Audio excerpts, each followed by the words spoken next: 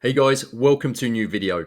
So today I'm going to talk to you about a brand new ETF that I'm very excited about. It's called HAKY. It's from the guys at Amplify ETFs, and it's all about cybersecurity. It's a cybersecurity covered call ETF.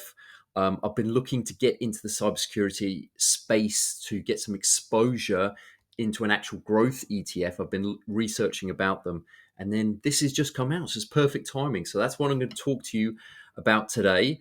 Of course, before we get into it, I do have the disclaimer. This video is not financial advice. This channel is purely based on my thoughts as I navigate my own personal investment journey.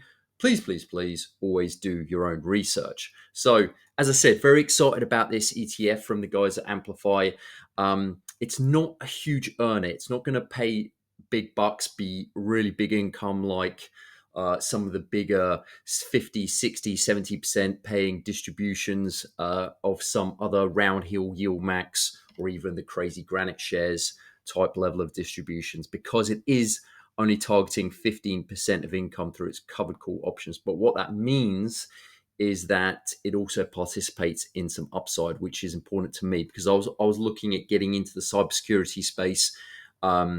For some exposure into the industry, because obviously AI and tech is absolutely booming. And so what does that mean? There's going to be more cyber attacks than ever. It's just a space that looks like, from the research that I've done, is going to absolutely flourish over the next few years. And so I want some exposure to that. So why not make some income as well as getting some growth? So it's kind of a growth and income ETF, even though it's a covered call ETF, or that's what it calls itself. But because it's only targeting 15% income, it also does capture some upside. So there is some growth opportunity with this ETF. So it's called HAKY. It is Amplify Hack Cybersecurity Covered Call ETF.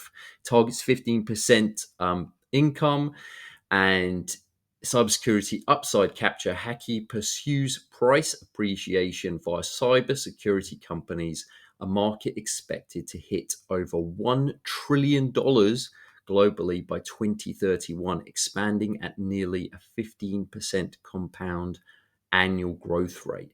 So in the next 5 or so years, it's looking to grow by around 15% annually in terms of growth. So if we can capture and have some exposure to some of that growth within the cybersecurity industry, then we're winning at life, aren't we? That's what we want. We want exposure to that. So I'm very excited about this one.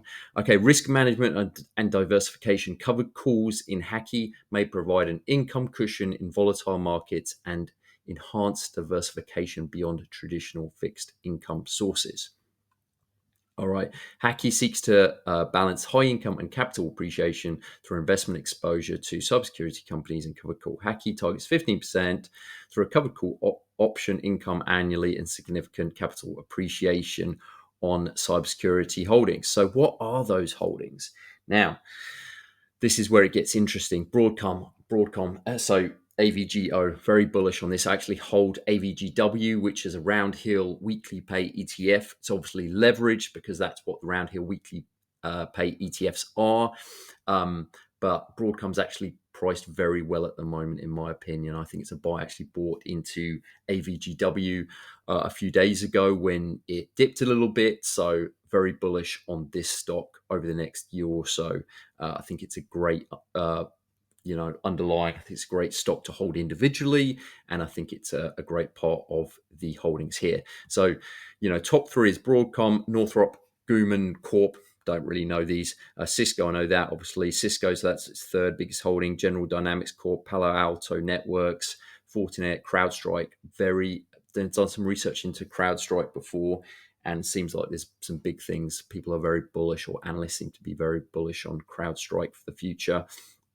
Okta F5 Cloudflare.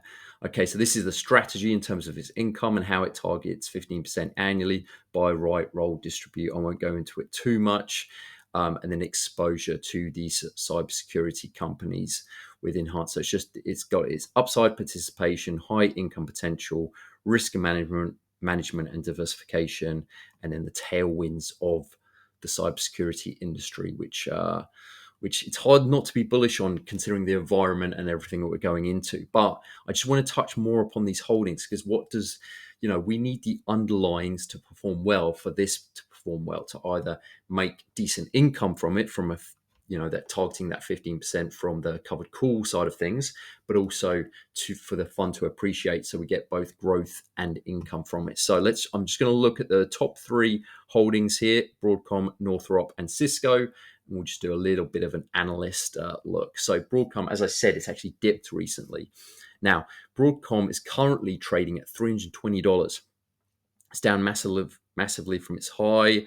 It was 402 just a couple of months ago, and it's down to 320. But it's got a price target of 461. So we are well under the minimum price target the analysts are projecting. So it's currently at 320. It's got an average price target of 461, which is a growth rate of 44%. 44% potential upside on this one stock underlying alone, its biggest position. And so what is it? It's a strong buy. 41 analysts saying strong buy, 10 saying a buy, 2 saying a hold, and absolutely no sell. So given this information, the data here, the fact that we've had a dip, it's hard not to be bullish on Broadcom going forward for the next year or so, considering the state of the market. Tech and AI are going to be, depending on your thoughts on the AI industry, I think that Broadcom's going to do extremely well over the next year or two and further on. All right, so that's number 1, Broadcom. What's the next one? It is Northrop Grumman Corporation, if I'm saying that correctly. It's currently trading at 672. It's had a big price appreciation in the last month or so. So it was at 548 1st of December and now gone up to 672. That's a massive increase. I don't know what that is as a percentage, but it's got to be about at least 15, maybe 20% or something. So it's currently sitting quite near its average price target.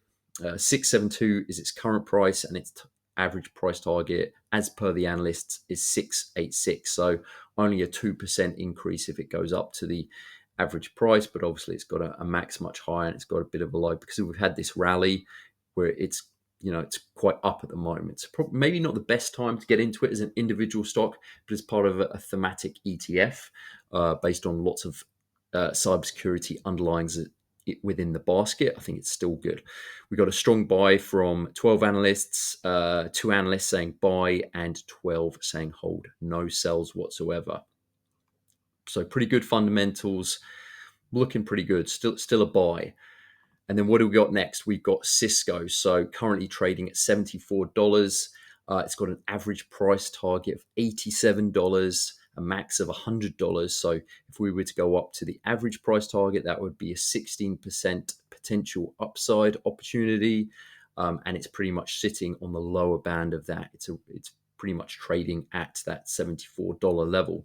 So again, it's a buy as per the analysts, 13 saying a strong buy, 2 saying a buy, 11 saying hold, and there is 1 sell analyst. He or she is bearish for some reason. But if you go by those 3 holdings, then obviously Broadcom, very bullish on that, and the other 2 are buys as well.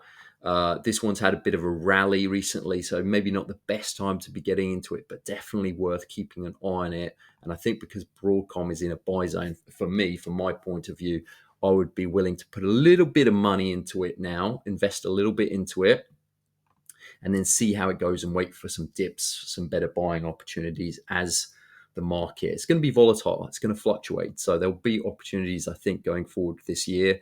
But just thought that would be of interest. Okay, what else we got? So obviously it says on the website that there's big potential upside for the next 5 years in terms of the cybersecurity industry. But I decided to take a bit of a deeper dive into this and ask my old mate ChatGPT here, what's the forecast for the cybersecurity industry over the next couple of years? And so here we go. Market growth and industry value. The global cybersecurity market continues expanding rapidly, with most analysts forecasting high double-digit annual growth for the next several years. So very bullish. One forecast projects 13.8%, so near the 15% that they state on the website, compounded annual growth from 2026 to 2034, growing from 248 billion, which is where it is now roughly, in 2026 to 700 billion by 2034. So that's massive increase in spend, in growth. So definitely going by these figures, by these projections, a space and an industry that you probably want to have some exposure to. Other projections indicate that the market could exceed 500 billion by 2030 with 10 to 12% annual growth. So it's kind of fluctuating between 10 to 15% annual growth. But if you look at it from a long term, if we hit that 700 billion by 2034 or even more trillion, as it says on the Amplify website, that's incredible growth. So it's hard not to be kind of bullish and see this as, if you're thinking about the way the environment and the market is going in terms of tech and AI and everything that's going on within that space and how many threats and cyber attacks there are, it's hard not to think that there's going to be just more money flowing into the cybersecurity industry, which is kind of what it says here. Macro trends driving the industry: AI and machine-driven cyber threats. AI is reshaping the threat landscape. Attackers are increasingly using generative and agentic AI to automate attacks, scan systems for vulnerabilities, and adapt dynamically. This trend forces defenders to adopt AI-assisted defenses for threat detection and response, essentially an AI arms race. All right, identity and access security becoming central. Identity, not firewalls, is increasingly the primary battleground as attackers exploit stolen credentials, fatigue, and session spoofing. So just there's going to be more threats, there's going to be more attacks, and money's just, in my opinion, and from this, what ChatGPT is telling us, there's just going to be more need for cybersecurity and for this kind of defense from these cyber attacks and threats. Zero trust and cloud native architectures. Zero trust frameworks are becoming mainstream, and cloud native architectures within continuous authentication and monitoring expected to dominate. Regulatory and compliance pressure rising. Governments and regulators in the EU and Western world and Asia Pacific are tightening cybersecurity standards. So more legislation and ruling going into cracking down on threats, so putting more emphasis onto cybersecurity, pushing organizations to invest more. Talent shortages and skill gaps, a major industry challenge, continues to be insufficient. Skilled professionals driving growth in managed services and automation. So just lots of things: threats and landscape, risks, AI-powered attacks, sophisticated stealth attacks, growing attack volume, regulatory, everything that we kind of touched upon. So strategic shifts in industry priorities, automation and continuous defense. Companies are moving toward automated incident response, AI-driven monitoring, and behavior-based detection over static signatures. So it's all going to benefit from this. Proactive threat exposure management, investment in talent and culture. So what does this mean for the next few years, 2026 to 2028 and beyond? Strong spending growth. Cybersecurity budgets likely to continue rising across sectors. AI becomes both problem and solution. Defensive AI will be as critical as threats powered by AI. Identity security and zero trust will be central pillars of enterprise cybersecurity strategies. Regulation and compliance will increasingly influence procurement and investment decisions. Managed services and automation will bridge gaps in skills. Threat volumes and complexity will continue to rise, making breaches a when, not if problem. Okay, so, by the looks of that, it just looks like lots of money and regulation is going to be enforced by governments and central authorities to crack down on cyber threats, cyber attacks. There's going to be more money flowing into it. That's only going to be bullish for all these cybersecurity companies.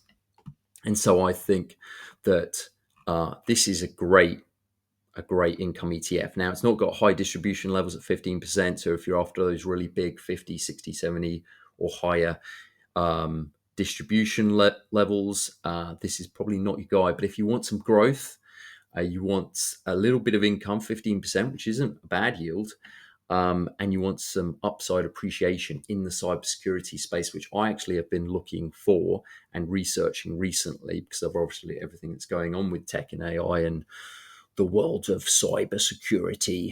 I think this is a smart play, and I think I will start, just launched a couple of days ago, I think it's trading around $25. So I'll start by just a small investment position. And then, as I said, when it dips, it's going to be volatile. The underlying is going to be pretty volatile. When it dips, or just start adding and DCAing into those corrections or dips whenever there seems to be an opportunity arising. So, guys, I just thought that would be of some value, because I haven't heard anything about this. I haven't seen this much online at all. But it looks like a very exciting and probably profitable ETF with some growth and some income with it. So I think it will be a good one, and I'll probably look to get some exposure to it very soon. So thought I would share that with you. I'll leave it there now, guys, and I will see you in the next video. Cheers.